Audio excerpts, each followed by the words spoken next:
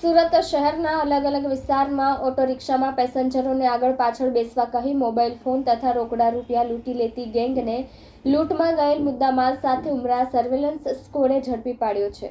સુરતના વિવિધ વિસ્તારોમાં ફરી પેસેન્જરની નજર ચૂકવીને રોકડ અને અન્ય વસ્તુઓ સેરવી લેતી રિક્ષા ગેંગના 2 સાગરીતને ઉમરા પોલીસે ઝડપી પાડી તેમની પાસેથી રિક્ષા, મોબાઈલ ફોન અને રોકડ સાથેનો મુદ્દામાલ કબજે કરી લૂંટના ગુનાનો ભેદ ઉકેલ્યો હતો।